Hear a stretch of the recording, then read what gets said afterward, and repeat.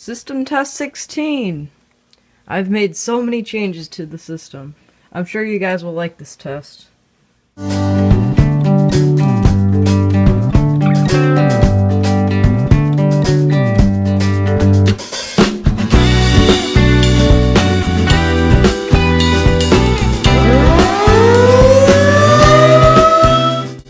let's go ahead and get started. Let me just put my keys in first. So about that new camera, I found out that the camera is not really meant for my kind of YouTube video. It's meant for like a little bit more quieter type of filming, not the type of filming where I'm literally right behind the camera talking. I've just gotten so used to raising my voice when I film these videos that when I'm using that camera, it's hard to remember to stay quiet. So I'm just going to be using my phone for the normal videos. You'll still be seeing the camera, but it won't be in the videos that have a lot of noise. It might be in videos like exit sign setups and stuff, so you'll still be seeing it. But the quality on that camera is great. I love that thing. Anyways, let's jump into the system test. So there is one change with the panel you probably already noticed. So zone 4, it says emergency down there. And I've made so many changes in this test, and I feel that my system is starting to come alive. Whatever that means. So, first off, I changed around the zones. Which one? Okay, so zone 1 is now this zone. And I'm not going to show you the pull stations yet. And zone 2 is now this zone. So now it's kind of in order. Zone 3 is the smoke and the heat detector. And zone 4 is what is up here. So you'll notice I added a little conduit. I just thought that looks a little better. I just had a spare little extra piece, so I added it into zone 4. And you'll go up and you'll notice there's an emergency push station. One of my STI emergency push stations. Yeah, I didn't bother putting the screw in on the bottom because I won't be able to get it out. So, basically I have a feature on the panel where when zone 4 is activated, it won't go into alarm, it'll go into supervisory trouble, and there'll be a little, instead of a red light that turns on, there's a little yellow light that turns on and it blinks. Also, normally when I pull the fire alarm, the piezo is on continuous. When I push this, it kind of goes on pulse. It doesn't say system alarm or anything. It gives me a supervisory, a system trouble, and a circuit trouble. And then for some reason, whenever I silence it, the circuit trouble goes away. I have no idea why it's like that. But it's an emergency zone. The only thing I don't like about it is though when it's activated, the alarms will go off. And in an emergency, if all the fire alarms go off, people are going to be thinking there's a fire, when it could just be a medical emergency or something. So you'll see me demonstrate that today. So pull station number 1, I have the Firelight BG10 under the stopper, and yes, the stopper is on, or will be on. And then also I did a little bit more work over here. So the old back box that was there, it wasn't as thick, so you couldn't have pull stations with super thick backs like the Game Wall Sentry. So I switched out the back box with a thicker one, and now I can have the Game Wall Sentry, and you probably already saw it. I wanted to use the key switch, so I put it in right there. It's flush mount, well, not flush mount, but there's no wires or anything. I just wired it in through zone 2. So this is now in zone 2, and it's on the board. So that's kind of the new look, and I think that looks a lot more cool. So yeah, those are all the initiating devices now. So going up, I do have a change with the self-activating initiating devices. The heat detector, I went ahead and replaced it with the Edwards one, and there's the old one. Probably not going to be seeing me replacing this too much because it is a pain to replace. That's all I'm going to say. And I like the i3, so I went ahead and left this up. And a new alarm that I have that is really, really, really cool. You probably already know what it is because of the title, but it is my Wheelock CH-70 chime strobe. We'll get into that in a second. And then to go with the Wheelock theme, I have my Wheelock MT. But this is acting as a strobe only right now. So yeah, this test is going to be a little bit longer because there's obviously a lot of things I got to demonstrate in this test. So first off, going to the Wheelock CH-70. So this is a chime strobe. And so instead of a loud horn, it plays a chime sound, and I like that a lot better. It's multi-candela, 15 candela it's set on right now. That's fixed 1575. So on the back there's kind of like this little knob, and you can change the tone so it's a really low tone or a really high tone. And I'm going to be demonstrating two of those tones, the lowest tone and the highest tone today. Right now it is set on the highest tone, and you'll be seeing that. So yeah, we're going to have two different tones for this today. Perspective. And then, is that everything? I feel like I'm forgetting something. I'll figure it out later. So I think we should go ahead and pull the Gamewell Sentry.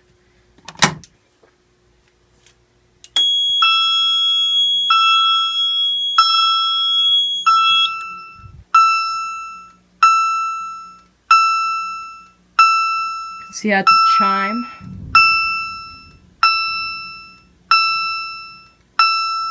If any of you just heard that big noise, that was thunder.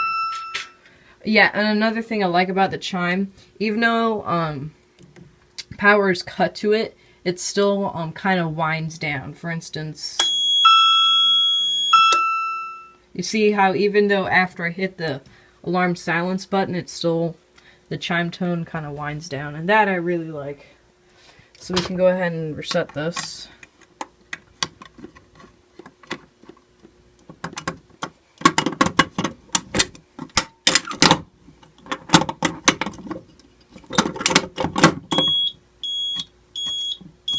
Uh-oh. That is zone 2, so it's possible that the resistor just popped out in the back of this. Down in there. I'll have to look at that. Let's reset the panel and see if it goes away. Yeah, it's still there. Alright, here, let me quickly fix this. Alright, so that's all back up on the wall and fixed. That's actually a pretty cool experience for me. I don't think I've ever had that happen. I guess that just shows the importance of when you're wiring these things, wire them right so you'll know when something goes wrong. So that was the Wheelock CH-70. So I guess now we can go ahead and demonstrate the push station. I just want to show you something first. When I activate the Sentry,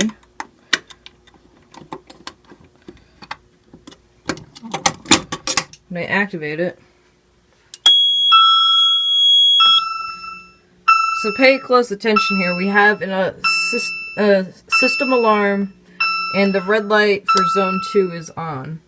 And then when you hit silence, it says alarm silence. So everything on this here, is red except for the AC power and alarm silence, okay? So now we're going to see what these LEDs, or I don't even know if they're LEDs, what these lights say when the emergency push station is activated. So we're going to go ahead and activate this.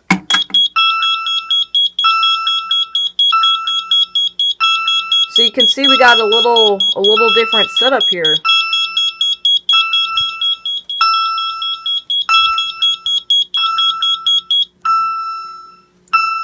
So we can see we're getting a supervisory, a system trouble, and a circuit trouble. And instead of a red light, there is a flashing yellow light. Now, for some reason, whenever I silence it, the system trouble and the circuit trouble will go away. I don't know why it does that. I've tried testing some things to make it not do that. That's just how it's supposed to be, I guess. So now we'll see that instead of there's a red light there, it's blinking yellow, which I think is really cool. Okay. Okay. So yeah, that's the emergency push station. Okay, so the panel's unplugged and we're up here by the Wheelock CH-70 now. And now I'm going to demonstrate how to change the tone pitch on this alarm. Okay, so the panel's plugged back in because I want to demonstrate this. So I have the back of the alarm here. So I just want to point out that this is actually a speaker, and you can see it has quite a thick back. So let me just quickly pop this back up. So since it's a speaker, you can change around the tone pitch of this, and I think that's pretty cool. So I'm going to demonstrate that. So there's one little kind of knob back in there, and that's for volume. And yeah, I know this is backwards. And there's another one for tone. So if you just stick your screwdriver in and turn it, you can change around the tone. So I'm going to demonstrate that. Okay, sorry about the jump cut. I just had to get a different screwdriver. So I don't know if I mentioned, I'm going to be changing the tone while it's on so you can kind of hear it. And that's why I'm doing this. So we need to activate the alarm.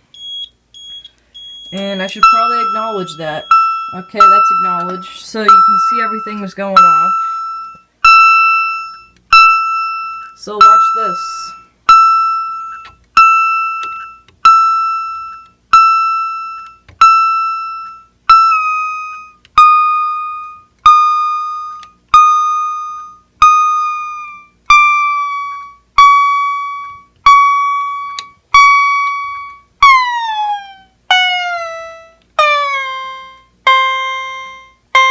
See how you can change around the pitch?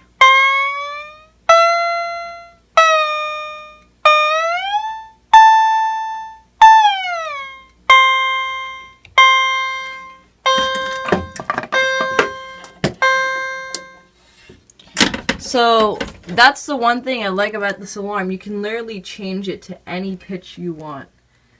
Okay, we're back down here now, and geez, this video is getting long. We will be demonstrating my key switch now. So here we go.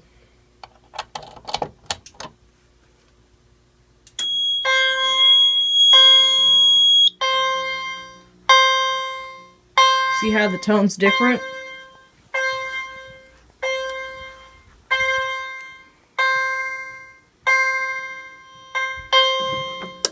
Man, I want to know whoever invented the chime strobe, and it's not just the CH-70 that can do that. It's almost any other chime strobe can do that. I mean, I'm not talking like the Gentex Commander 3 electronic chime strobe. Like most of them that have a speaker in the back that can do that. So this system test is really long. That is rare. Alright guys, thank you for watching this video. Please rate, comment, and subscribe. I'll demonstrate the BG10 in the next test. So thanks for watching this video. Please rate, comment, and subscribe, and have a nice day. There we go.